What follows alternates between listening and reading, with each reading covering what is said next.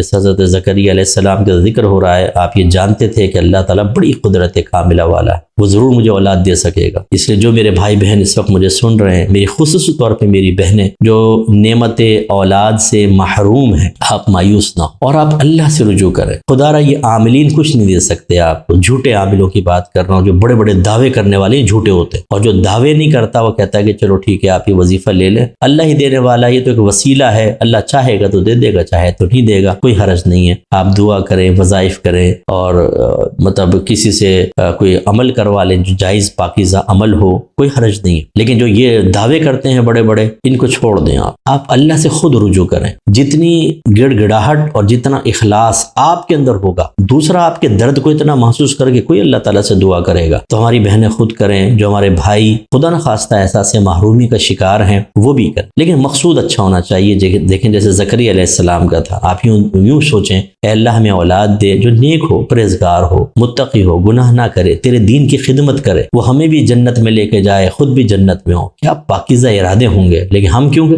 وہ جی مصعب دعا کریں ہمارے ہاں بیٹا ہو جائے، ہمارے خاندان کا نام چلے گا۔ اچھا آپ کے خاندان نے کون سی توپ چلائی ہے، کون سے بڑے کارنامے کیے ہیں کہ ایک وارث آ کر آپ کے خاندان کا نام روشن کرتا رہے؟ ذرا یہ بتائیے نا، کارنامے کیا کیے؟ یعنی خواہ کی خواہش، ناراض مت ہوئیے گا بھائی، کوئی بڑا کام کیا ہو تو بتائیے نا، خالی بس یہ کہ ایک اولاد ہو، پھر دوسری اولاد ہو، پھر تیسری اولاد ہو، کہ ہاں خاندان چل رہا ہے اور کر کیا رہا ہے، کچھ بھی نہیں کر رہا۔ تو بہرحال اللہ ان کو بھی اولاد عطا فرمائے۔ میں تو مقصود کے بارے میں کہہ رہا ہوں کہ قصد و ارادہ کیا آپ کا، بس یہ کہ ہمارے خاندان کا نام چلتا رہے، وارث کے بعد وارث پیدا ہوتا رہے، چاہے وہ بے نمازی ہو، بے عمل ہو، اور چاہے وہ ناجائز کی تمیز بھلا کے بس مال وال جمع کرے، پھر وہ شادی کر کے بچے پیدا کرے، وہ چلا جائے۔ ناراض مت ہوئیے گا، لیکن یہ زندگی تو ایک جانور کی سی زندگی ہے، جانور بھی پیدا ہوتا ہے، ملاپ کرتا ہے، بچے پیدا ہوتے ہیں، یہاں کھا لیا وہاں کھا لیا، ماں بچے کی حفاظت کر کے بڑا کرتی ہے، پھر تو اپنے راستے پہ، میں اپنے راستے پر، تو پھر ہم میں اور جانوروں میں کیا فرق ہوا؟ اس لیے جب بھی اولاد طلب کریں، نیک اور صالح اولاد مانگیں، چاہے وہ لڑکے کی شکل میں ہو چاہے بیٹی کی شکل میں، دونوں اللہ کی نعمت ہیں، لیکن نیک پرہیزگار ہو۔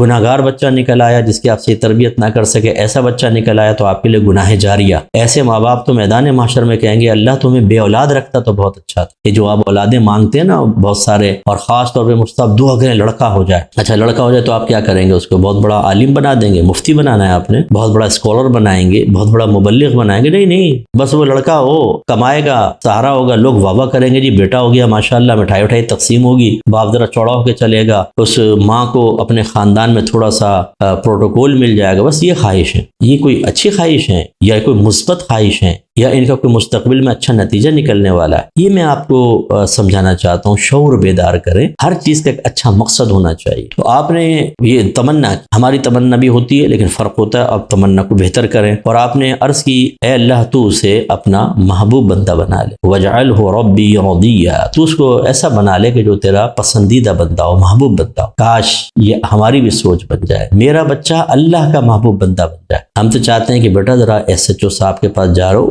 رابطہ بڑھاؤ، فائدہ ہوگا، MPA MNA صدر پرائم منسٹر فلاں کسٹم والا، رابطے بڑھاؤ بیٹا، اچھی بات ہے، تاکہ ہمارے دنیاوی معاملات آسان ہو جائیں۔ اچھا اگر کوئی اس میں ناجائز کام نہیں کر رہے تو میں اس کو ناجائز بھی نہیں کہہ رہا ہوں، ہے جائز، لیکن صرف یہاں تک سوچوں کو محدود رکھنا۔ دنیا میں کتنا عرصہ جی لیں گے آپ؟ آخرت تو حقیقتاً اللہ تعالیٰ کے فضل و کرم سے تقسیم ہوگی، یعنی اچھائی آخرت کی نبی کریم کی شفاعت سے ہوگا، دین کی وجہ سے آپ جنت میں جائیں گے۔ ان کو کیوں فراموش کر رکھا ہے آپ نے؟ تو کاش ہم اپنے بچوں کے بارے میں یہ سوچیں کہ میرا بچہ اللہ کا محبوب بندہ بن جائے۔ اس کا طریقہ میں انشاءاللہ آپ کو مزید عرض کر دوں گا۔ اب اللہ تعالیٰ نے آپ کی دعا کو قبول کیا اور ارشاد فرمایا، یا زکریا انا نبشرک بغلام، اے زکریا بے شک ہم آپ کو بشارت دیتے ہیں ایک لڑکے کی۔ اب اس میں اختلاف ہے کہ اللہ تعالیٰ کی براہ راست اللہ نے آپ کے قلب میں الہام فرمایا تھا یا فرشتے نے ندا کی تھی اللہ کی طرف سے؟ تو احوط قول، زیادہ محتاط اور مضبوط اور اغلب قول یہ ہے کہ فرشتے نے ندا کی تھی۔ اسمہ یحییٰ، ایک ایسے لڑکے کی میں آپ کو بشارت دیتا ہوں کہ اس کا نام یحییٰ ہوگا۔ تو یحییٰ علیہ السلام بڑا معروف نام ہے، تو یہ حضرت زکریا علیہ السلام کے بیٹے یحییٰ علیہ السلام ہوئے۔ لم نجعل لہ من قبل سمیہ،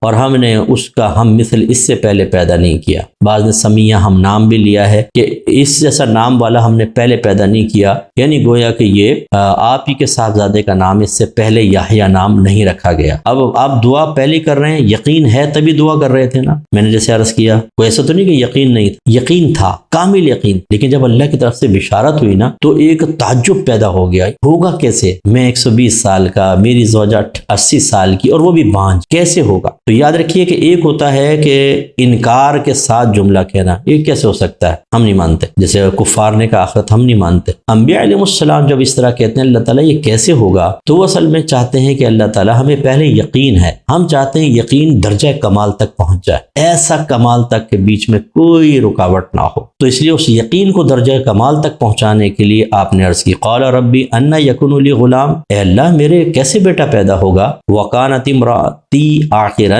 میری زوجہ تو بانجھ ہے، وقد بلغت من الکبر عتیہ، اور بے شک میں تو بڑھاپے کی اس دہلیز تک پہنچ چکا ہوں کہ میری ہڈیاں سوکھ گئی ہیں، میرا گوشت سوکھ گیا ہے۔ قال، اللہ نے فرمایا کذالک، معاملہ اسی طرح ہے۔ اب اللہ تعالیٰ نے ایک بہترین عقلی دلیل عطا فرمائی کہ آپ کو تعجب ہو رہا ہے کہ آپ 120 سال کے زوجہ 80 سال کی بانجھ، تو بچہ کیسے ہوگا؟ ذرا غور کرو۔ اللہ نے فرمایا قال ربک هو علی ہین، آپ کے اے حبیب، یہ سرکار سے خطاب تھا اللہ تعالیٰ کا، اے حبیب آپ کے رب نے فرمایا کہ یہ معاملہ مجھ پر آسان ہے۔ وقد خلقتک من قبل ولم تک شیئا، بے شک میں نے آپ کو پیدا کیا اس سے پہلے جبکہ آپ کوئی شے نہیں تھے۔ تو یہ اللہ نے بڑے پیارے انداز سے سمجھایا کہ ابھی آپ تعجب کر رہے ہیں کیسے ہوگا، اپنے بارے میں کیوں نہیں سوچا کہ آپ کو اللہ نے کیسے پیدا فرمایا؟ مرد و عورت کا ملاپ ہوتا ہے، ادھر کے اسپرم وہاں کا ایگ ملتا ہے، پھر ماں کے رحم تک کس طرح خود بخود پہنچتا ہے، ہم تو اس کو انجیکٹ نہیں کرتے ہیں نا، اور پھر وہاں پر پھر وہ کس طریقے سے ملتا ہے، پھر خون کی پھٹک سی محسوس ہوتی ہے، پھر تھوڑا سا بوٹی سی بنتی ہے، پھر آہستہ آہستہ اس کے اعضاء نمودار ہوتے ہیں، اور اس کے بعد تمام پھر چوتھے مہینے کے اندر اس میں روح پھونک دی جاتی ہے اور تمام اعضاء کمپلیٹ ہو جاتے ہیں، پھر وہ بچہ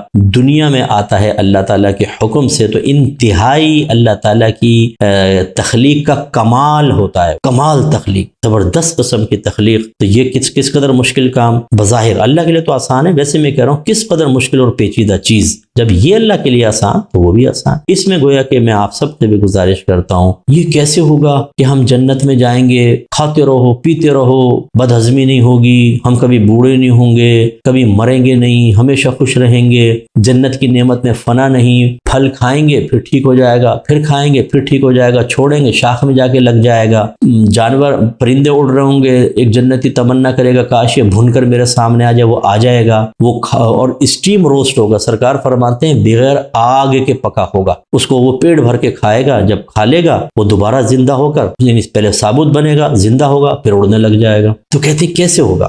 غور کر لینا، کائنات یہ پوری زمین اللہ نے بنائی، جانور اللہ نے بنائے، ان کی عادتیں اللہ نے بنائی، ان کی غذا کا تعین اللہ نے کیا، ڈیلی ان کو غذا ملتی ہے، ہمیں روزانہ پانی ملتا ہے، میٹھا پانی، کھانا، ٹنوں وزنی کھانا، ٹنوں وزنی ہمارے جسم سے غلاظت نکلتی ہے، وہ کہاں جاتی ہے؟ کیسا اللہ نے نظام بنایا ہے، دھوپ کا نظام دیکھیں، کائنات کا نظام دیکھیں، بڑے بڑے سیاروں کو دیکھیں، ہواؤں کا چلنا، بارش کا برسنا، ان تمام پر غور کرتے رہا کریں، اللہ تبارک و تعالیٰ کی عظیم قدرت کاملہ سامنے آئے گی اور پھر شیطان ہمیں بہکا نہیں سکتا۔